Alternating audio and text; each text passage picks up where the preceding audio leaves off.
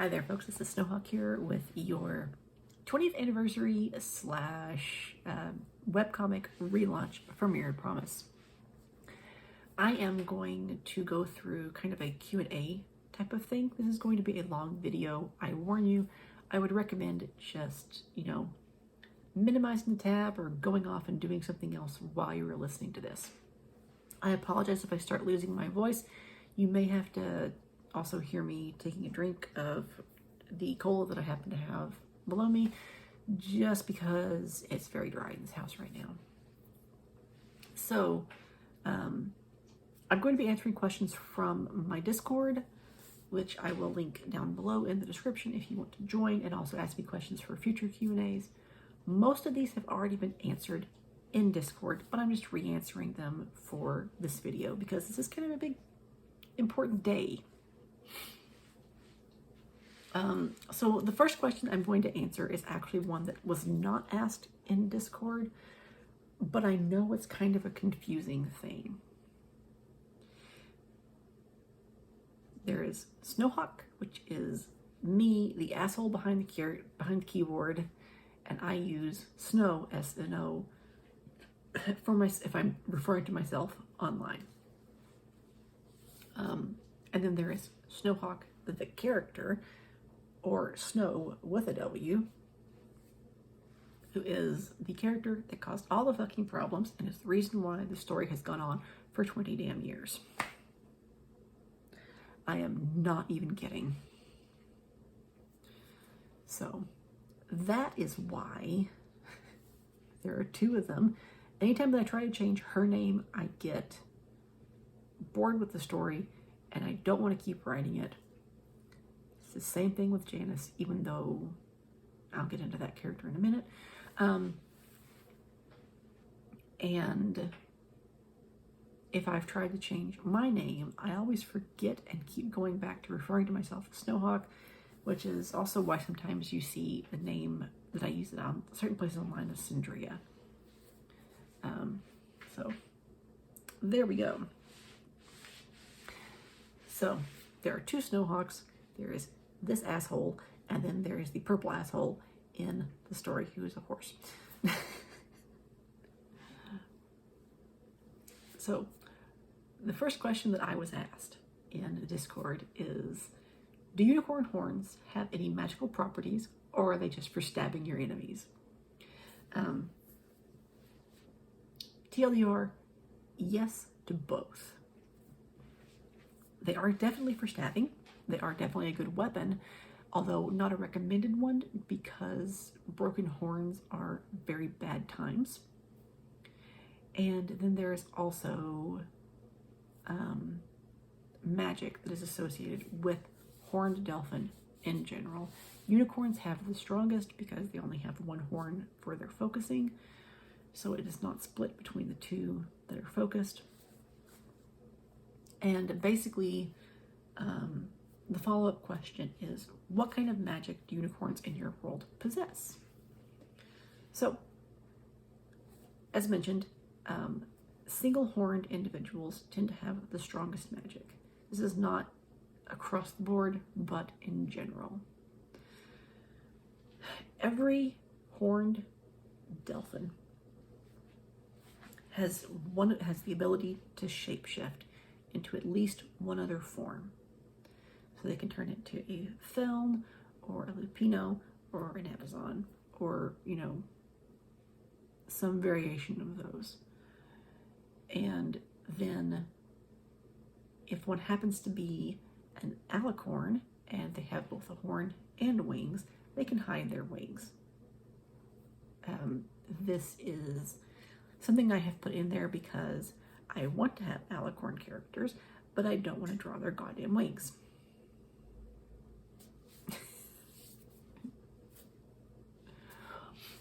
It's literally because the writer doesn't want to do it. The most common type of magic that you will find outside of those things that every single one has is healing magic. Most of them have healing magic. Most of the ones that have healing magic can only heal themselves. The rest of them have the ability to heal others, but not themselves. There are a very few rare individuals who can do both. I gave an example here of Nadine, who is the character Snowhawk's mother. And the only time that I ever drew her alive, she has the anime mom braid, you know, the side plate, the over here type thing, where it's like down, you know, Edward Elric's mom, Ed and Al's mom. That, she has that kind of hairstyle that was done on purpose. But she is one of the types who can use magic to heal others, but not herself. And part of the reason why she died was she overexerted herself while she was trying to escape with this very young foal. And then when she fell, she spent a lot of her magic trying to keep this foal warm because it was a heavy fucking snowstorm. Great time to get away because you can't be followed. But then you fall and you fucking, you know, yeah.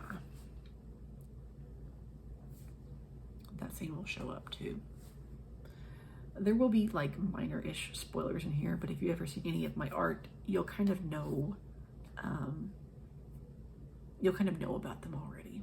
Or if you know anything about this story and have seen any of the shit that I talk about, you'll know. So the question after, the next question is, any characters cut from the latest rewrite who you miss? And I answered this back in March, and I still feel the same way now. I don't really miss any characters from the rewrite. There are a couple who I would like to put back in if I can find a spot for them, but not necessarily characters that I like miss. I had a lot of issues with the last one of having a lot of characters who sit around doing nothing, and I just had so many characters crammed in here that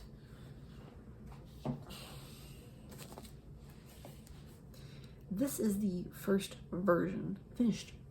finished version of the novel. This is 42 chapters and is 97,000 plus words.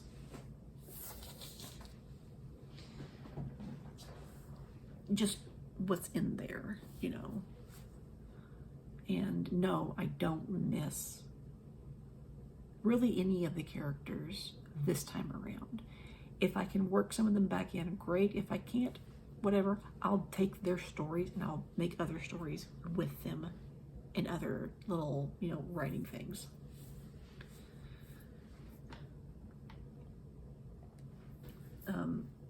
The question following this is, what is the tech level of the world?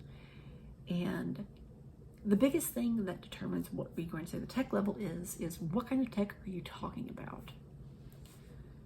Whereas in our world, we have a lot of focus on like communications, technology, automotive technology used to kill other people, but then kind of, I feel like lagging behind all of that is medical tech. And I am somebody who is not specifically a healthy individual. I have a lot of health issues that go on. And so you can kind of tell where my priorities lie when I start into where the tech level of the world is. Now, I'm going to preface this by saying that at one point in time, a lot of this tech was hand waved off as magic. There was more magic within individuals in the world, and I was also writing with the idea of Elfwood's rules in mind at the time, which were for the first several chapters, which were high fantasy of the tech level being 14th century or earlier. So there's a lot of actually newer stuff, but it was hand waved away as kind of magic back in that old story. But here's how things are ranked, just from those examples that I gave. At the very top, regardless of what examples follow, is medical technology. Medical technology in this world, if it is necessary or preventative care, is free. If it's something that is elective or cosmetic, like you have a benign mole that will never in its life give you any problems as far as cancer goes, and you just don't like the way that it looks, you have a tear in your ear and you need it, it's not bleeding, it's completely healed, but you just don't like the way that it looks. You have some teeth that are misaligned. Anything that is not specifically for a medical reason, that is elective or cosmetic, is considered is cheap for care. Anything that is necessary for your care, which does also include things like for transgender individuals, like hormones and affirming surgeries, things like that. All of that kind of stuff is considered to be necessary for your health. That stuff is free. Things are sponsored or paid for. These developments are paid for and whatnot by, in the city of Juve, which is the southernmost city. It is the dolphin city, and the reason why this is where all the medical tech comes out of is because it's a bunch of fucking dolphin, most of which can heal others. Many of which can heal others, I should say. Some of which, and a lot of them are also like only self-healing, but they still get into the medical community because they want to be able to help somehow.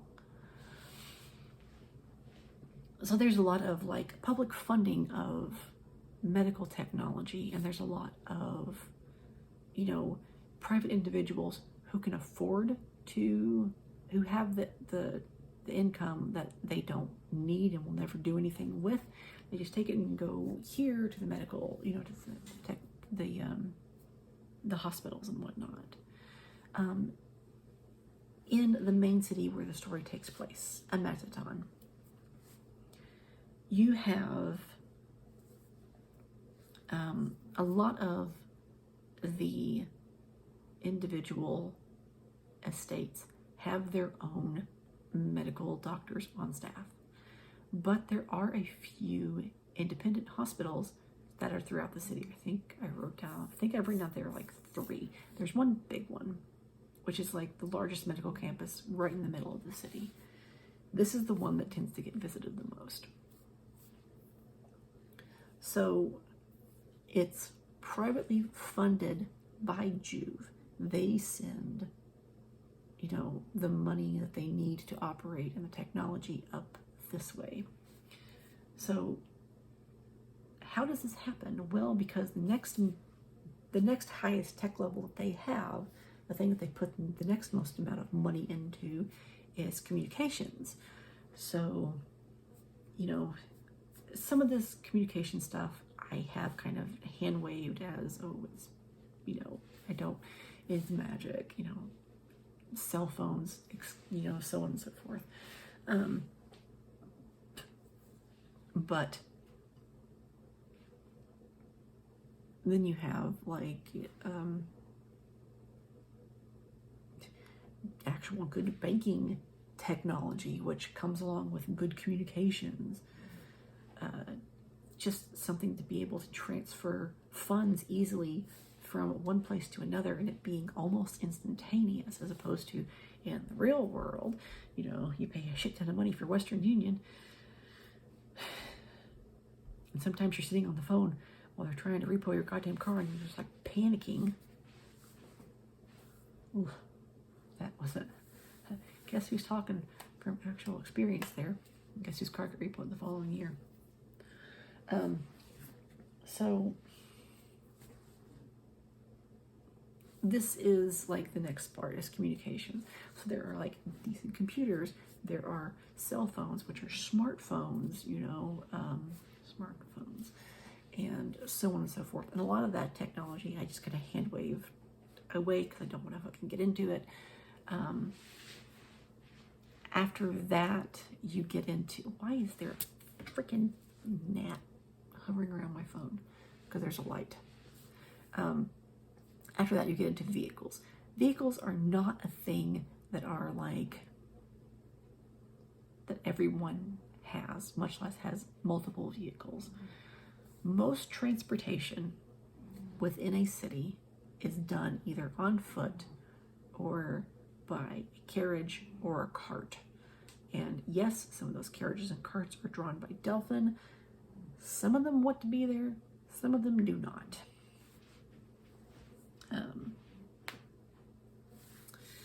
But if you have money to spare, you may have a vehicle.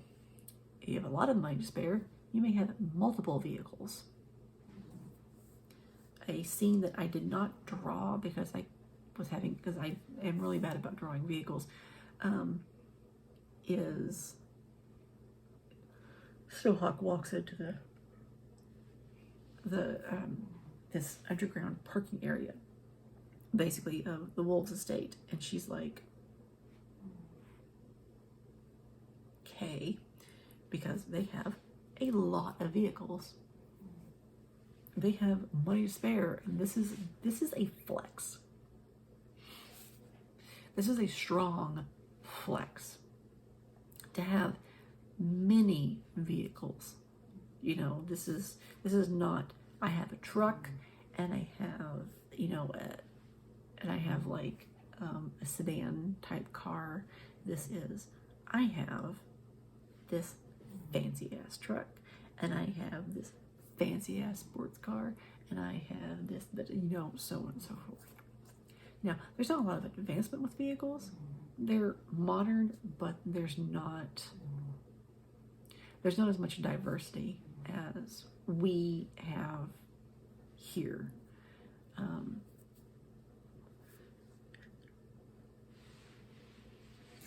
So, myself, I have owned 4 vehicles. I've had a Buick Skylark, a 93 Buick Skylark, a 2003 Hyundai Tiburon, a 2014 Volkswagen Passat, and I currently have a 2007 Dodge Caliber. Guess which one of those cars I absolutely want to throw off the goddamn bridge? Because Karen. But there's a diversity in just those 4 vehicles that I've had, even if I do, wonder when the CVT is going to grenade on my Caliber. And I never complained about how whiny my Tiburon was. And I kind of miss my mom car, which I called my Passat, All these vehicles are very different, even though 2 of them are sedans, and one of them is a slightly higher butted sedan, There's diversity there.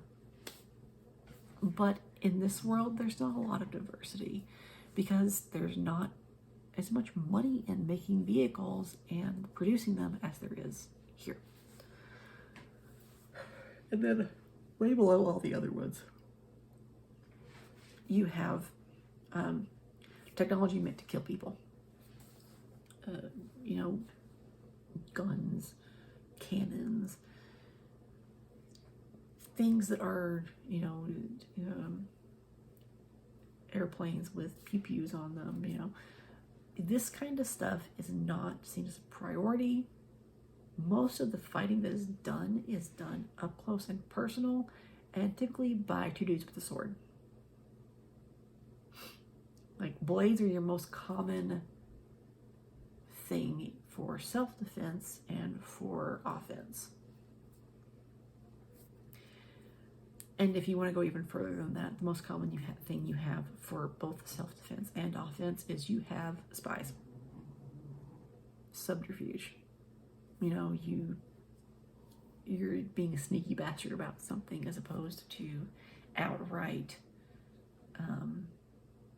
right up in somebody's face. It's safer, mostly.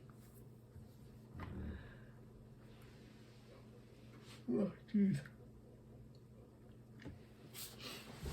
So, a bunch of questions from the same person. I'm just going to go through these. Whose character redesign from previous versions do you like the most? And I think I honestly have to say Helene, who was once Nighthawk. Nighthawk started off as a pretty basic, like, horse type of Delphin. She was nothing special except for her coloration. Her coloration was very pale. Like, son of a bitch, I hate yawning. Oh, are they not on here? God damn it.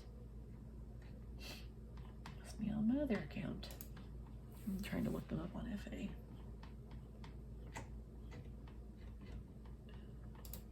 Let me find the right damn one. It's Janice. I clicked on Janice as opposed to Helene. So yeah, Helene started off as, she was a very pale blue horse with a slightly darker blue mane. And she had light blue eyes, somewhere between the two blues. You know. She's basically the color of my shirt, with a bunch of white added to it. You know, just desaturated. And the reason being, I always intended for her to look very similar to Janice, and that was why she was given to him, because they looked the same. It was all matchy-matchy, you know. I'm not actually crying, I'm just yawning like an asshole. So yeah, that's why Helene looks like Janice, is because it's all matchy-matchy. And now she is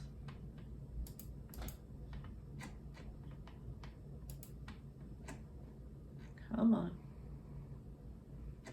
Where's the damn thing? There it is. She's still pale blue. She's not as saturated as she was, actually. She's less of a, like, cyan leaning as more towards the, like, true, like, blue with the saturation level drug way the fuck down. Like, she's basically white. Her fur is basically white, and then her mane and tail, what there is of it, is deeper color, more lavender, kind of pulling into her cousin's coloration. And then the biggest change, honestly, is that she's gone from being a horse type to this cervine type, the deer look, you know, like the split hooves, and she actually has a long, like, heraldic unicorn type of tail. I debated on giving her a little beard, but I thought that might be a bit, I know what would happen. I would forget it, because Snowhawk is supposed to have fluffy beats, and I always forget to draw them, because I'm lazy shit. But I thought about doing some more fluff on her, then I'm like, I will never remember to draw all this fluff. So, yeah. But she has, like, this mane that is, not only is her hair long, but her hair comes in front of her and kind of goes through here, almost like a ruff, like a lion's mane or something. So that's her thing. So that redesign has been my favorite. is Helene's. She's going to get a little bit of one, but not much as far as a new one for this next launch. I think I'm going to do some like dapples on her, and that's going to be probably about it. Not a whole lot.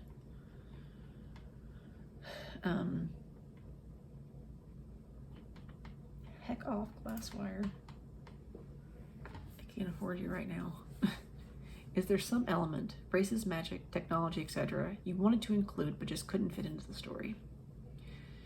So the biggest thing that I want to include, and I don't know if I'm going to be able to, is some of the least common types of, Delphin and Lupino and Feln. Because Delphin aren't just horses and, deer and cows. They are anything falling under ungulata. So you have, okapi and giraffes and tapirs and hippos and, all of that, and cetaceans. That is something I really want to include, and I don't know if I'm going to be able to. It's going to depend on what things look like when I get to a certain particular point with Kieran, as to what I can include there. And then, like, Lupino are, Caniforma, not just wolves and dogs and foxes. They also include, mustelids and things like that. And Feln are not just cats, not just domestic cats and big cats. They are Feliformia. So you have things like hyenas, which most people are like, that's a dog. And this is not a dog. No. Their mouth shape is different. They are Feliformia. I want to include something like that, specifically with the hyena Feln. That'll be like the big thing. That's the thing, but yeah, that's the thing I want to include, and I don't know if I'm going to be able to, but I really want to. Who is your least favorite character to draw, and why? Janice. I have a lot of baggage associated with this character, and every time that I draw him, I want to punch him in his stupid wolfy face. It's just, he's frustrating to me. I want to get rid of this character sooner than I do, but I need him in the story for a little while because he's part of the main conflict. Unfucking fortunately. So it's Janice.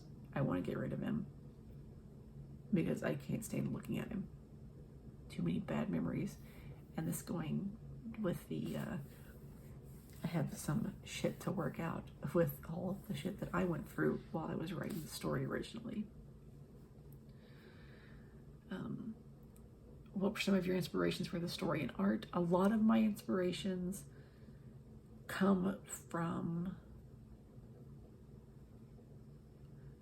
like a real life tack and real life items for dogs and cats and whatnot.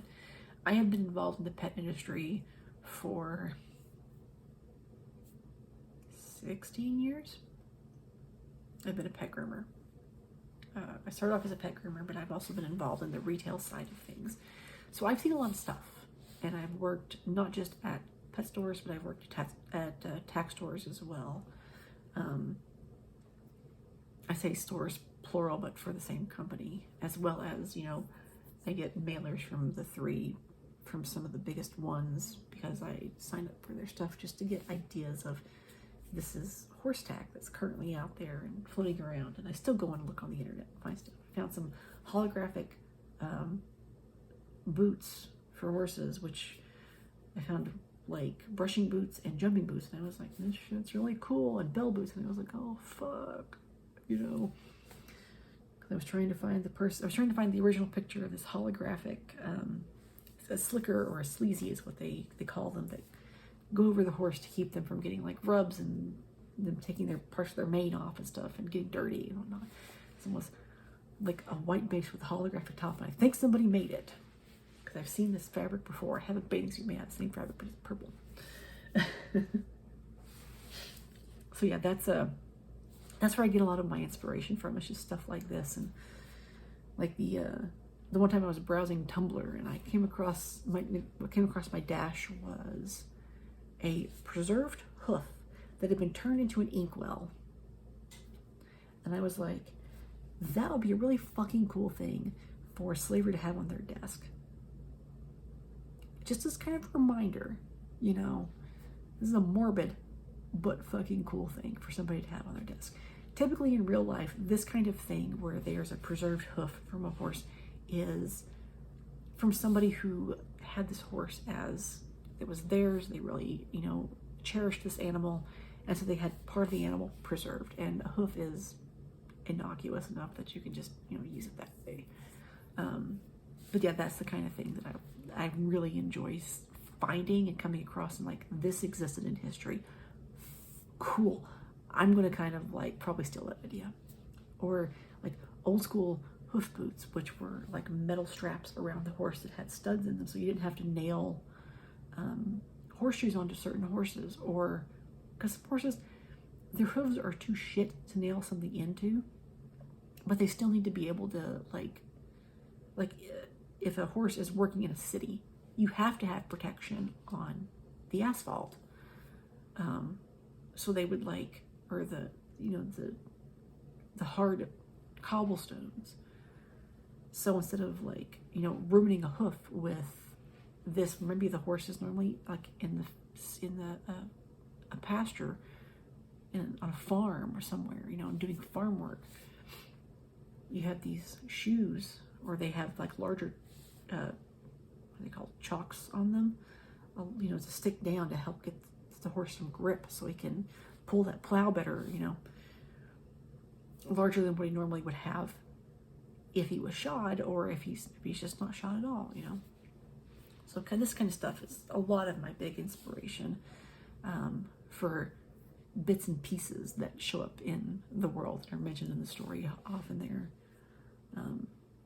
One thing that is mentioned early in the story is the tail corset, and this is pretty much what these things are called. A friend of mine has you know, at least one or multiple ones that she puts on her horses when her horses are going to be, you know, pulling something. You need to tie their tails up if they haven't had their tails docked to keep their tail safe. Because, you know, degloving injuries are a bitch, and don't look that up if you don't know what it is. Even if you do know what it is, don't look up degloving. Just don't. I've seen it in person. Don't. You know. And yeah, that's a lot of my inspiration for like some of the stuff that's in the writing and the art, and then, you know, just in general, my brain is it's off chasing squirrels very often, and it comes back with good ideas sometimes. Do the various fur colors of the cast mean anything, like magic in their blood, lineage, etc., or are they just picked by whatever you thought looked cool? So, spoiler time. After this first little bit here, a lot of times it is, I thought this looked cool.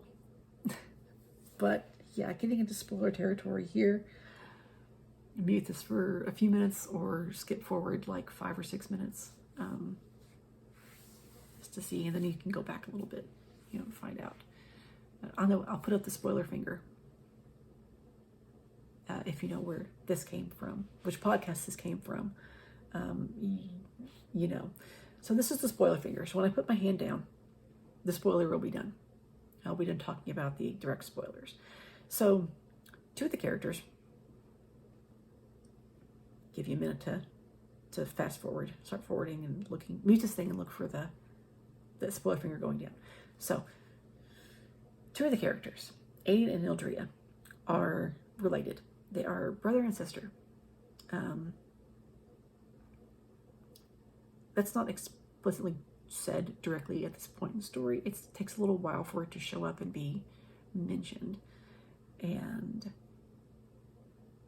the whole idea is that the way that you know that they're related is because they look pretty much exactly the same. Ildria is a lighter color than Aiden. She has more yellow in the browns that make up her, as opposed to what he has, which he's more red. but they are related. They have the same mother and the same father. They're full siblings. Their mother, Lyra, looks nothing like them. Lyra looks like her other son, Janus. And Lyra looks like, and Janus looks a lot like Lyra and her mate, her former mate. The whole thing of infidelity and affairs and whatnot is not uncommon, and it's not something that was typically looked down upon, but Ulmer, Lyra's brother, the boy's uncle, wanted the power for himself. So what he did was he straight up murdered Janus's father and blamed it on Lyra. She got run out of town, and he's the reason why he's now the head honcho. Where things were, Lyra were going down the route of slavery, going the way of the fucking dodo, basically. That's not the case anymore. But yeah, that's why there is importance to certain characters' colors. I'll repeat that. Spoiler finger down. Okay. Spoiler finger down. There is importance to certain characters' colors. Some characters it's just because they're related to each other, so there are some, you can kind of tell where things came from with them. One thing this is kind of a spoiler, but it's really not, because it's a big story point that is not hidden and will come up, is Emerald, who is this greenish gray, eventually has, down the line from her, I think it's 10 generations down, is Snowhawk. And her mother, Nadine, and Nadine's mother, Alouette. And all of these, even going back to Ava, who is Emerald's daughter, when the prologue starts, Ava looks a lot like her father. Looks a lot like Orin, but she has some of Emerald's, she has some of like Emerald's qualities, like physical qualities, but she looks more like Orin than she does like Ava. What happened is after the Delphin Empire fell and the survivors were taken into captivity by the slavers, down the line, many years down the line, obviously, Ava was eventually either paired with, or she paired off with, a purple-y looking male. Now, I say she paired off with, but it's more than likely they know what was going to happen. Baby happens, comes out more purpley, and then down the line, so on and so forth, you get this like line of these purple colored horses that leads directly to Snowhawk. And the reason why is because this is not a common color. So this was we want to curate this. We want to make this better. It is quite possible there is some inbreeding going on there. I have only gone through the one like line directly from Emerald to Snowhawk of their family tree. I have not gone into other ones, and I kind of don't want to right now. But as I said earlier with Helene's coloration, I have taken Helene's coloration from more of the cyan to a straight up blue, leaning into that purplish area. And this is kind of showing where that relationship is between them. Just because this is the easiest way for me to show relationships when it comes to art. There are certain things that can be just shown as opposed to said. And the whole the whole point of the thing that I was mentioning during the spoiler area, that's going to be poked at by another character of, did you really not realize that? Seriously, you didn't realize that those two were related? Do you have a type? Yeah, that's going to be that thing. So the final question that I have here, and this is also a very long video, so I'm going to go ahead and just, this is the last one, is, do normal animals exist? Like horses, birds, dogs, etc. Presumably deer, since Snowhawk mentioned them before. But specifically being referred to Snowhawk saying that Helene is a, looks and kind of acts like a deer. There are normal-ish animals, yes and no. Yes, sorta. It gets a little complicated. They're called deer, cats, dogs, horses, in the sense that this is what they're kind of related to, but, or they kind of resemble, but they're really not. The deer are a little bit off. The closest thing I can think of are, what are they called?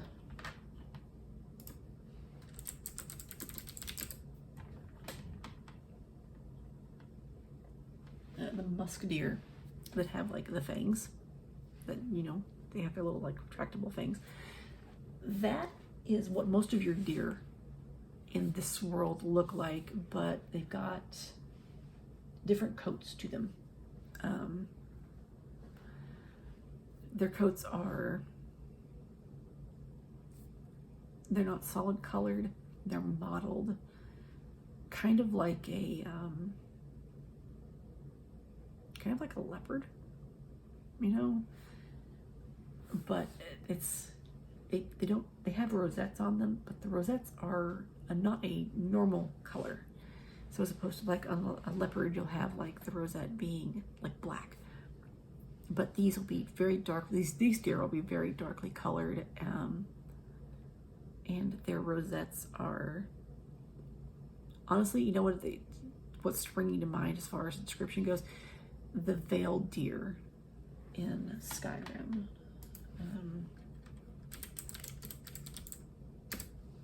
Yeah, a veiled deer hide. The ones that were they're in the Forgotten Vale in the, is that the Dawnguard DLC? And it's like mottled, they're stripy, but I like that green stripe that they have. Picture that, but like as a rosette. I think kind of like the Veil Saber Cat.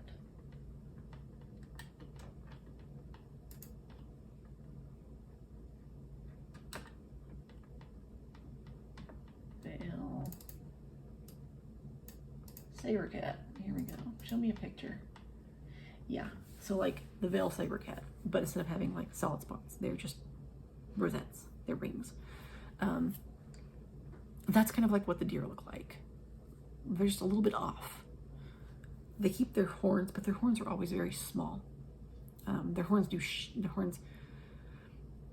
the horns on the males shed. The females typically keep their horns much longer, and there'll be a period of a couple of weeks where they don't have it, where none of them have any horns. But the females keep their horns because they're used for protection. But yeah, so there are things like that. There are horses, but they're not really horses. They kind of have like, instead of having hooves, they have paws. They're a little bit more dog-like, but they're very tall. It's like a camel with paws almost. Not big paws, smaller paws that are kind of like proportional to their size, you know. Not really like long manes and tails. Very short, mostly used for whisking away any little pests around them. This is the kind of stuff that's there. It's there, but it's not really. Like I actually have one species I have detailed. It's a companion species. Is instead of it being like a house cat, they're Shit, what did I name those things?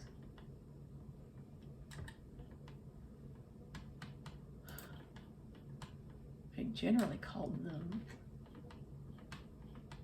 fidgets, but that's not the actual. They're cotton.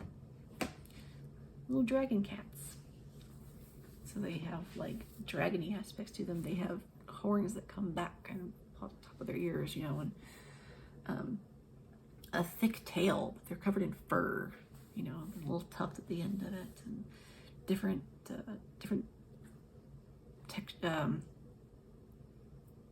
patterns on their body and whatnot.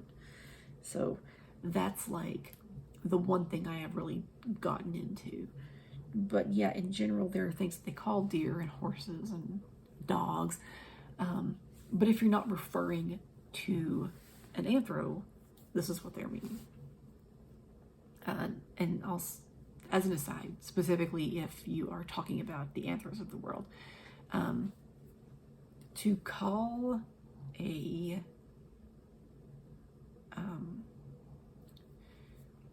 Lupino a son of a bitch means nothing to them. They're like, yeah, what's your point?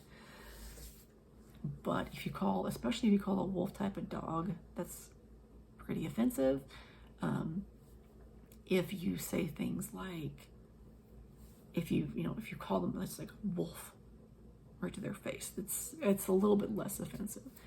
But the wolf types consider themselves to be above the dog types. The dog types are, depending on what type of dog they are, pretty haughty.